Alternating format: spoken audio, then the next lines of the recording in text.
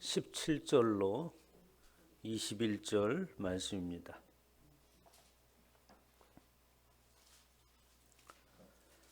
다 찾으셨으면 우리 한 목소리로 합독하겠습니다. 여호야다가 왕과 백성에게 여호와의 언약을 맺어 여호와의 백성이 되게 하고 왕과 백성 사이에도 언약을 세우게 하며 온 백성이 바알의 신당으로 가서 그 신당을 허물고 그 제단들과 우상들을 철저히 깨뜨리고 그 제단 앞에서 바알의 제사장 맏단을 죽이니라.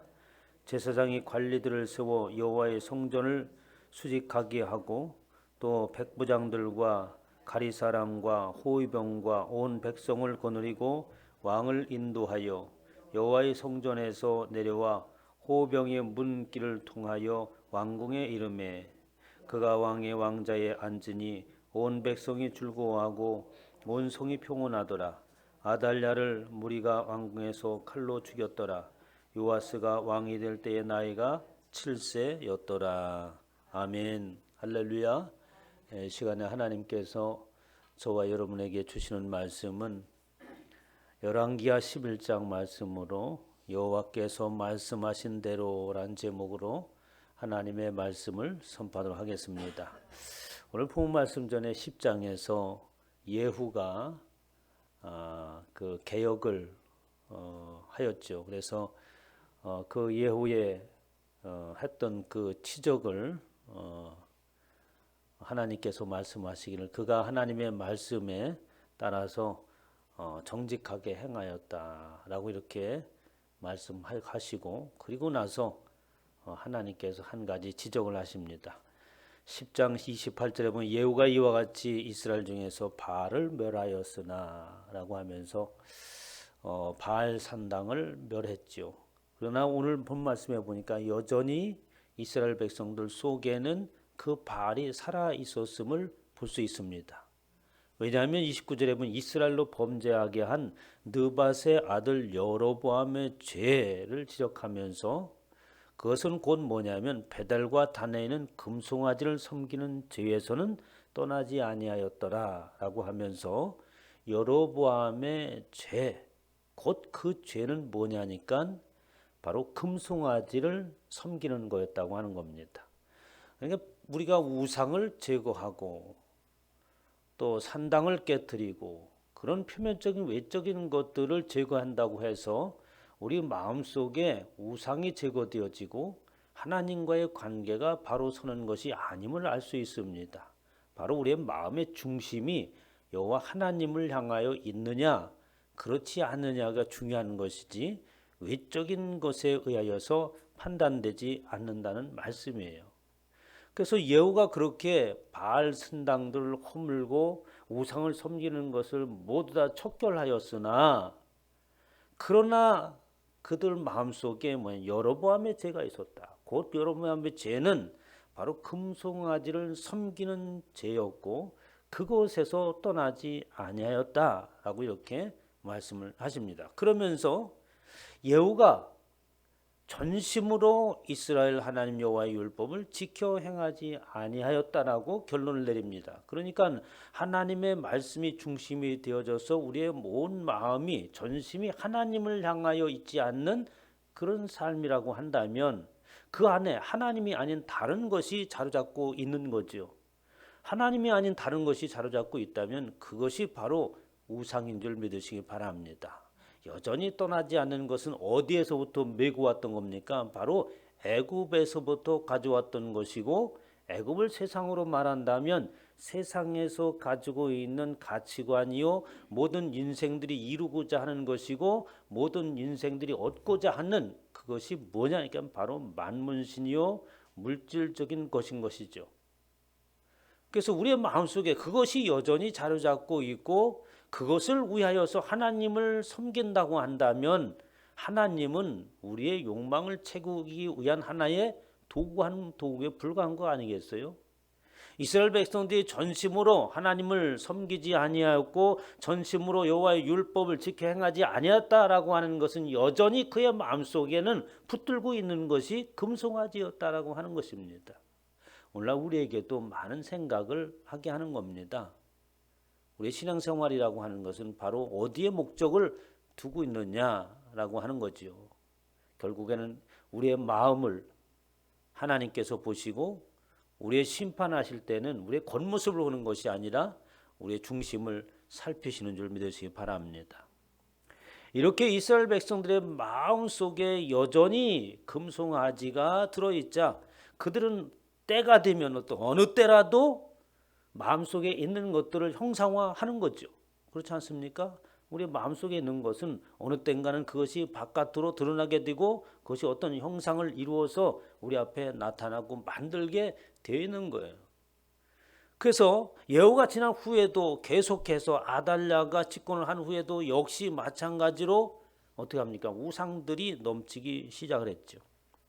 그때에 들고 일어난 사람이 있습니다. 그는 여호야다라고 하는 사람인데 바로 이 사람은 왕이 아니라 대제사장이었어요. 지금까지는 이스라엘 백성들이 범죄하고 하나님의 징계가 있을 때 어떻게 하면 왕들이 개혁을 하려고 했지만 이제는 대제사장이라서 이래서는 안 되겠다라고 하면서 여호야다라고 하는 대제사장이 일어납니다. 그런데 오늘 본 말씀 여호야다가 개혁을 일으키는 내용이 역대하 23장에도 동일하게 기록되어져 있는데 좀 더 자세하게 이 말씀이 기록되어져 있습니다. 23장 3절에 보면 그 여호야다가 개혁을 함에 있어서 그 개혁을 하는 그 모토가 뭐냐?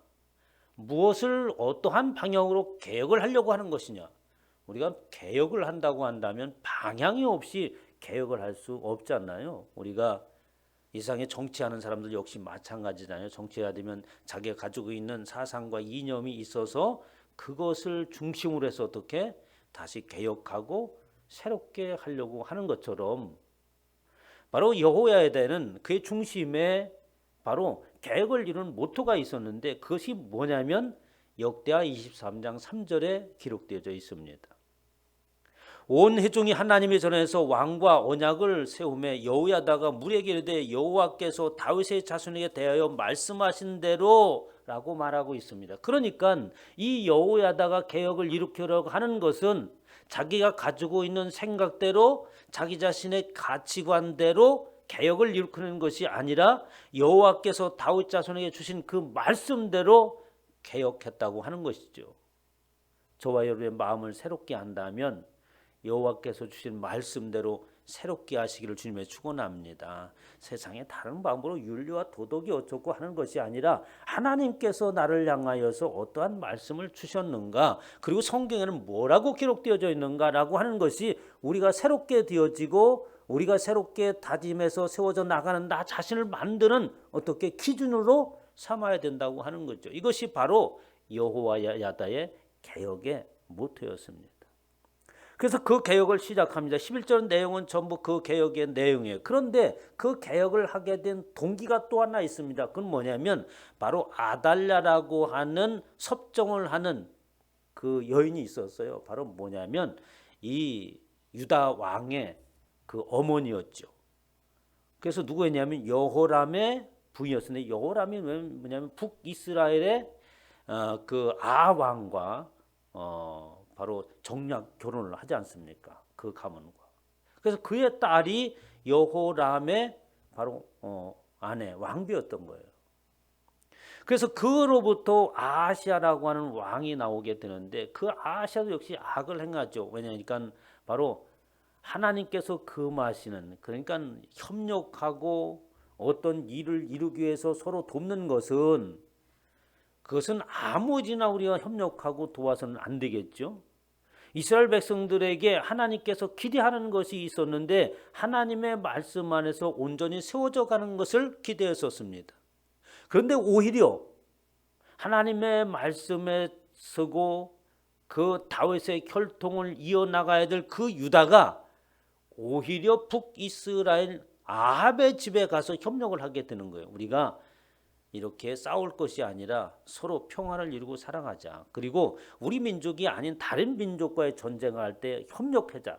겉으로 보기에는 굉장히 평화를 상징하는 것 같고 좋은 것 같지만 하나님께서는 그걸 악으로 보셨어요. 왜냐하면 여로보암의 길에 이어서 아합의 길에 더 악한 길로 가고 있는 저들은 하나님께서 멸하기로 이미 말씀하셨기 때문입니다. 아합의 집을 멸하리라고 하나님께서 작정을 했는데 그 유다의 왕들이 가서 그 아합의 집과 정략 결혼을 했으니까 그 일이 잘 될 리가 없죠. 그래서 더 악해집니다. 그래서 아하시아가 죽습니다. 그러자 그의 모친 아달랴, 그러니까 아합 왕의 딸이죠. 그 아합 왕의 딸이 그 아들 그 아하시아가 죽자 자신이 왕이 되려고 그들의 손자를 전부 몰살시키지 않습니까? 몰살시키는데 그 고모의 손에 의하여서 바로 이 어린 왕자가 위기를 면면하게 되는데 그 이름이 요아스예요.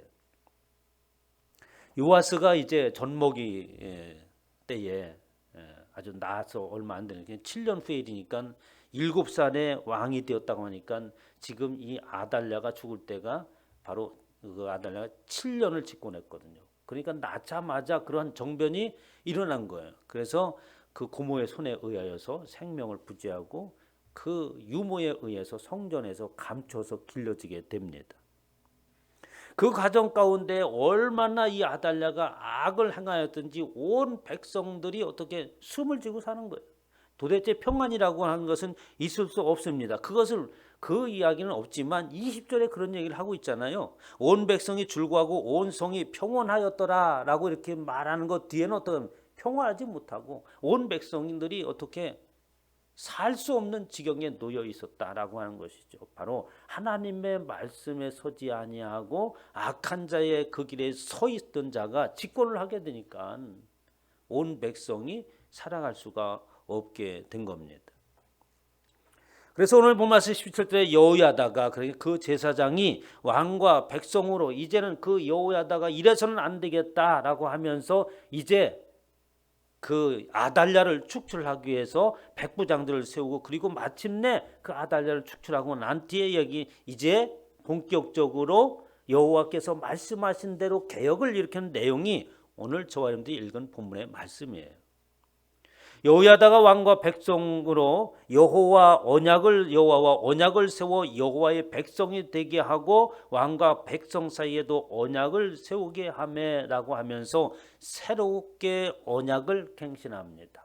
그러니까 전에 없었던 언약을 다시 세우는 것이 아니라 하나님께서 언약하신 다윗 왕으로부터 주신 그 언약을 어떻게 다시 일깨우고 그 언약을 다시 세웠다고 하는 거예요. 사무엘 7장 16절에 보면 다윗에게 하나님께서 세우신 언약이 있죠. 내 집과 내 나라가 내 앞에서 영원히 보존되고 내 의가 영원히 견고하리라 하셨다라고 하면서 다윗과의 언약의 내용이 나옵니다.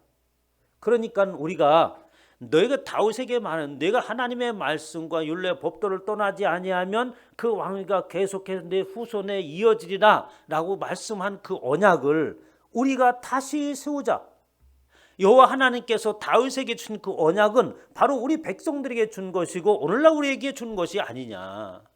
그러면 우리가 그 하나님의 은혜의 복이요 영원토록 함께 하시겠다고 하는 그 축복은 바로 하나님께서 명하신 율례와 법들을 쫓아서 살아가는 것이 아니겠느냐라고 하면서 이스라엘 백성들에게 그들의 중심 가운데 있는 진정으로 금송아지를 내어버리고 이제는 여호와 하나님의 말씀에 중심이 있어야 되지 않겠느냐라고 하면서 이스라엘 백성들에게 하나님의 그 언약을 일깨우고 그리고 왕과 백성 사이에서 서로 언약을 한 거예요. 하나님의 말씀의 율례와 법들을 쫓아 살 때만이 우리가 번영이 있다라고 하는 거죠. 이것은 곧 마음을 새롭게 하는 것입니다. 마음을 새롭게 하는 그 자체가 바로 우리는 어떻게 여호와 하나님을 예배하는 것이죠. 우리가 하나님을 예배할 때에 우리의 마음이 새롭게 되어지지 않은 상태에서 하나님을 예배할 수 없습니다. 제사를 지낼 때에 아무나 그 성전에 들어오는 것이 아니죠. 문지기가 있어서 거룩하지 못한 자를 들어오지 못하게 하고 과거에는 그랬습니다. 그래서 로마서 12장에 보면 사도 바울이 이렇게 얘기하죠. 너의 몸을 하나님이 기뻐하시는 거룩한 산제물로 드리라 라고 이야기하면서, 그렇게 거룩한 산제물로 드리는 것, 바로 하나님의 언약이 우리 안에 들을 수 있게 하는 것이 바로 산제물로 드려지는 것인데, 그것은 뭐냐면 너의 몸을 하나님이 기뻐하시는 거룩한 산제물로 드리기 위해서는 너의 마음을 새롭게 하고 변화를 받아서 영적인 예배를 드리라라고 얘기하고 있는 거예요. 그리고 이스라엘 백성들이 지금 언약을 새롭게 하고 세우는 것은 뭡니까? 영적인 하나님과의 교통을 새로 이어나가는 것이고, 하나님과의 관계를 새롭게 정립함으로 인하여서 이제 그 하나님의 말씀을 쫓아서 살게 하기 위한 것이죠. 그리고 나서 외적인 문제가 해결돼야 됩니다. 그리고 나서 18절에 보면 온 국민이 바알의 당으로 가서 그 당을 회파하고 잔들과 우상들을 깨뜨리고 바알 제사장 맏단을 죽이고, 그리고 어떻게 제사장 관리들을 세워 여호와의 전을 수직하게 하고 라고 얘기했어요. 마음을 먼저 새롭게 하고 우리의 중심에 있는 금송아지를 제거하고 하나님이 우리 가운데 섰을 때에 비로소 어떻게 외적인 것들이 자연히 깨지게 마련인 것이죠. 이렇게 개혁을 일으키면서 여호야다가 개혁을 할 때에 그 내용을 보면 이렇습니다. 역대하 23장 쭉 읽어보면은 그 여호와의 전에 직원들을 세웁니다. 그리고 또 문지기를 세우죠. 그런데 문지기를 세우면서 여호와가 이렇게, 이제 이 성전에 들어오는 자들은 아무나 못 들어온다. 사실 우리의 예배라고 하는 것은 하나님을 알고 하나님을 믿으며 그 하나님의 말씀이 중심에 서서 하나님을 배우는 것이 예배 자리예요. 그러니까 불신자들이 들어오는 것이 아닙니다. 그래서 정식적으로 보면 바깥에서 복음을 전하고 그곳에서 예수 그리스도를 알게 하고 하나님을 알게 한 뒤에 이제 하나님을 예배하는 자리로 이끄는 것이 순서인 거죠. 그런데 우리는 어떻게 합니까? 그것을 교회 안에서 다 이루려고 하니까 교회에 문제가 생기게 되었습니다.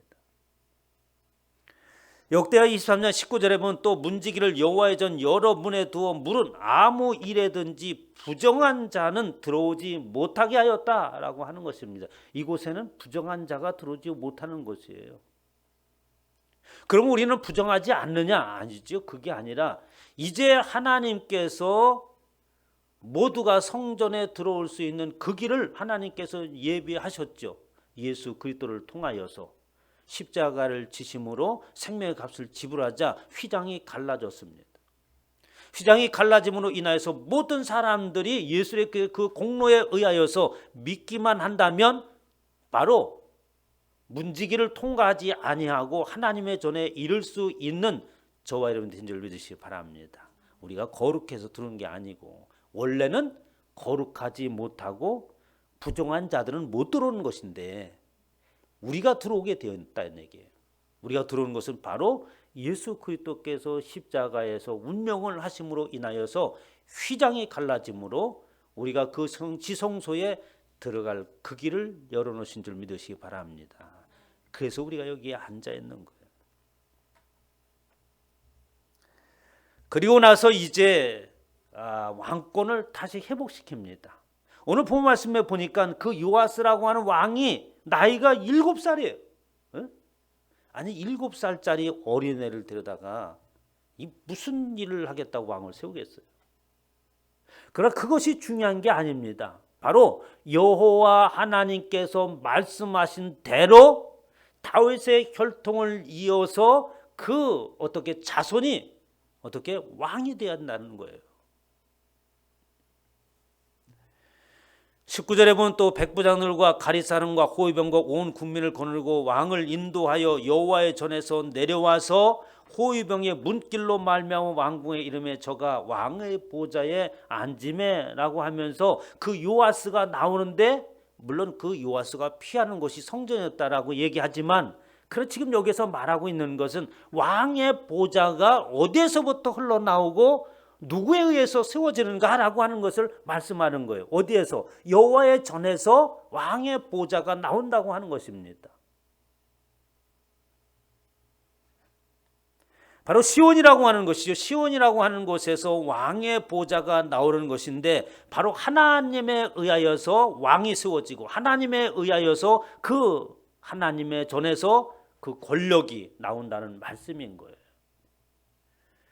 물론 세상의 권력도 우리는 그렇게 말을 하지만 성경에 있는 이야기를 하면 지금 하나님께서 어떻게 하나님에 의해서 말씀하신 대로 여호와의 말씀하신 그대로 다윗에 의하여서 그리고 믿음의 후손들이 세워지고 그리고 말씀대로 7살이 되었던 무엇이 되었든 간에 여호와의 말씀대로 해야 된다라고 하는 거예요. 그리고 그 일을 어떻게 하나님의 보좌인 성전에서 그 왕권이 나오고 권력이 나오고 그리고 하나님께서 그를 붙들고 개입하신다는 거죠. 우리가 외적으로 볼 때는 도대체 7살짜리가 무엇을 할 수 있을까라는 생각이 들지 않겠어요? 별의별 생각, 물론 과거에는 뭐 우리나라에도 어린 왕이 세워지긴 있었지만 물론 대신들이 그 일을 하는 것이겠지만 그러나 무능한 아무런 힘도 쓸 수 없는 것이지만 그 뒤에 누가 있다고 하는 겁니까? 하나님이 있는 것이고 하나님께서 세운다는 말씀인 거예요. 믿음을 말하고 있는 거죠. 시편 2편 6절에 보면은 내가 나의 왕을 내 거룩한 시온에서 세웠다라고 말하고 있습니다. 바로 예수 그때 오심도 말하지만 이스라엘 왕은 하나님이 시온이라고 하는 것은 예수님 성전을 의미하기도 해요. 내가 내 영을 전하노라 내 영을 전하노라 여호와께서 내게 이르시되 너는 내 아들이라 오늘날 내가 너를 낳았도다 하면서 모든 것이 하나님께로부터 나음받은 것인 줄 믿으시기 바랍니다. 여호와께서 시온에서부터 주의 권능의 호를 내어 보내시리니 라고 말하고 있죠. 이렇게 이 여호야다가 하나님의 말씀에 의하여서 개혁을 하는 것은 바로 그 하나님의 말씀은 진실하시고 변함이 없다고 하는 확고한 믿음이 그 안에 있었기 때문에 그런 것이죠. 하나님의 말씀이 기록되어져 있는데 이 말씀이 기록되어져 있지만 이 말씀이 내 안에 믿음으로 확고하게 신실한 그 하나님으로 믿어지지 않는 그 믿음이 없다고 한다면 그렇게 하나님의 말씀대로 행할 수가 없는 거죠. 이사야서 55장 10절에 보면 하나님의 말씀의 신실하심을 말합니다. 이사야서 5장 10절 11절에 보면 비와 눈이 하늘에서 내려서는 다시 그리로 가지 않고 토지를 적시어서 싹이 나게 하며 열매가 맺게 하여 파종하는 자에게 종자를 주며 먹는 자에게 양식을 줌같이 하늘에서 비가 내린다. 그런데 그 하늘에서 비가 내리는 것이 뭐 내렸다가 다시 올라가는 것이 아니지 않느냐. 비가 내리면 토지를 적시고 그리고 그 토지가 싹이 나게 하고 열매를 맺게 하고 그리하여서 파종하는 자에게 그 종자를 주며 먹는 자에게 양식을 줄 수 있도록 하는 것이 아니라 비 내리는 목적이 그런 것이죠.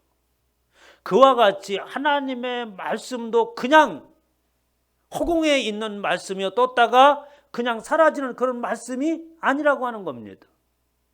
하나님의 말씀은 실제적인 것이고 그 말씀은 살아있는 말씀이기 때문에 이 땅에 선포되어지면 그에 따른 결실이 나타나는 줄 믿으시기 바랍니다. 그냥 선포됐다가 그냥 거둬가는 그런 허공에 메아리치는 말씀이 아니라고 하는 겁니다. 여호야다가 개혁을 하면서 여호와께서 하신 말씀대로 나간다는 것은 그 말씀이 허공에다 외치는 한번 멋있게 외치는 말씀으로 끝나는 것이 아니라 마치 비가 이 땅에 내려서 그 효력을 발생하고 그 목적을 이뤄서 풍성한 결실을 내는 결과를 맺는 것처럼 하나님의 말씀은 그냥 선포되어지는 법이 없다. 여호와의 말씀이 메아리로 우리에게 들려서는 안 됩니다. 저와 여러분의 영적인 기가 열린다고 하는 것은 그 말씀이 우리의 뇌리에 꽂힌다는 말씀이 되는 거죠. 그러면서 내 입에서 나가는 말도 그렇다. 여호와 하나님의 입에서 나가는 말도 헛되이 내게로 돌아오지 아니하고 나의 뜻을 이루며 나의 명하여 보낸 일을 형통하리라. 하나님께서 말씀하신 것은 그대로 이루린다라고 하는 것입니다. 그 말씀이 변함이 없어서 어디에까지 이르릅니까? 바로 저와 여러분들이 구원에 이르는 예수 그리스도로 말미암아 하나님께서 친히 이 땅에 오셔서 우리를 구원하시기 위해서 질고를 지시고 마침내 생명을 내어놓기까지 하시면서 우리는 말을 했다가 좀 불리하면 그 말을 철회하잖아요. 무슨 말을 했는데 그 말 때문에 내가 책임질 일이 생겼어. 근데 그 책임질 일이 가벼운 일이 아니라 내가 죽을지도 모르는 일이 생긴 거예요. 그러면 어떻게 하겠어요? 바로 그거는 내가 실수한 거지. 그렇지 않겠어요? 우리 인생이라는 건 다 그렇지 않습니까? 하나님의 말씀은 한번 선포되어지면 거두어지는 법이 없는 줄 믿으시기 바랍니다.